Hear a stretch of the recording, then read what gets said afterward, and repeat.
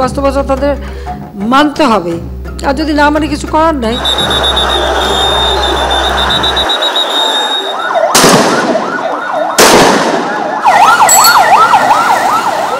জুলাইয়ে কোটা নিয়ে ঢাকা বিশ্ববিদ্যালয় সহ বিভিন্ন ক্যাম্পাসে নিয়মতান্ত্রিক শান্তিপূর্ণ আন্দোলন কর্মসূচি চালাচ্ছিলেন বৈষম্য বিরোধী শিক্ষার্থীরা। কিন্তু 15 জুলাই নিরীহ শিক্ষার্থীদের ওপর নির্বিচারে হামলা চালায় ছাত্রলীগ। এরপরই আন্দোলনের গতি পাল্টে যায়। অবশ্য আগের দিন শেখ হাসিনার রাজাকার মন্তব্য নিয়ে মধ্যরাতে উত্তাল হয়ে ওঠে ঢাকা বিশ্ববিদ্যালয় ক্যাম্পাস। 16 জুলাই রংপুরে প্রকাশ্যে পুলিশের গুলিতে আবু সাইদের মৃত্যু সারা দেশে মানুষকে প্রতিবাদী করে তোলে। বন্ধ করে দেওয়া হয় পাবলিক বিশ্ববিদ্যালয়। রাজপথে নেমে আসেন বেসরকারি বিশ্ববিদ্যালয় সহ বিভিন্ন শিক্ষা প্রতিষ্ঠানের শিক্ষার্থীরা। শুরু হয় দমনপীড়ন। নানা কায়দায় আন্দোলন ঠেকাতে মাঠে নামানো হয় দলীয় ক্যাডারদের। কালার এক্সপার্ট, জর্জ স্যাপ এবং মাইল্ড অন হ্যান্ডস টেকনোলজি সমৃদ্ধ অরিক্স ক্রিস্টাল ওয়াশ আপনার লন্ড্রি এক্সপার্ট। সীমা ছাড়িয়ে গেছে। আইনশৃঙ্খলা বাহিনী সরাসরি গুলি চালায় আন্দোলনকারীদের ওপর। একে একে নিভে যায় কয়েকশো তাজা প্রাণ। শিক্ষার্থীদের আন্দোলন অপ্রতিরোধ্য হয়ে ওঠে। তাতে যোগ দেয় সাধারণ মানুষ। 3 আগস্ট কেন্দ্রীয় শহীদ মিনারে ছাত্র জনতার এই জমায়েতের পর সরকার পতন হয়ে ওঠে সময়ের ব্যাপার মাত্র।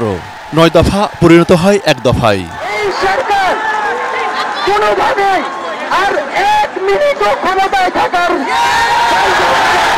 ক্ষমতায় আঁকড়ে থাকতে কারফিউ জারি করে শেখ হাসিনা সরকার।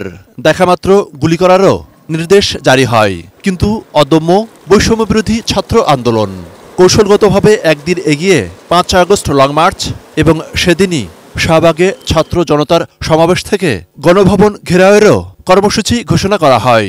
ঢাকায় চারদিক থেকে কারফিউ ভঙ্গ করে ছাত্র জনতার যে ঢল, তাতে শেখ হাসিনা গণভবন থেকে ভারতে পালানোর সময় পান মাত্র 45 মিনিট। এই সংবাদ ছড়িয়ে পড়ার পর বিজয়ের আনন্দে আত্মহারা পুরো জাতি। দ্বিতীয় স্বাধীনতার জয়গান। কড়া নিরাপত্তার চাদরে থাকা গণভবনে ঢুকে বিজয় উল্লাস। এদিন সংসদ ভবনেও ঢুকে পড়ে মানুষ। ঢাকা শহরের সড়কে সড়কে মানুষের ঢল নামে। নতুন বাংলাদেশ গড়ার স্বপ্ন মুখে মুখে, আর দেওয়ালে দেওয়ালে আগে সেই স্বপ্নের গ্রাফিতি। 15.5 বছরও বেশি সময় ধরে ক্ষমতার কেন্দ্রবিন্দু ছিল যে গণভবন, 1 মাসের মধ্যেই এটি পরিত্যক্ত।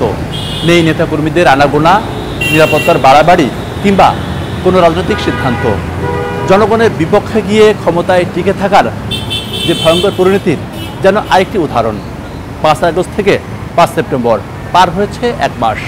অন্তর্বর্তীকালীন সরকার ছাত্র জনতার অভ্যুত্থানের রোডম্যাপ তৈরিতে ব্যস্ত। Monirul Islam Mintu, ATN news, Dhaka.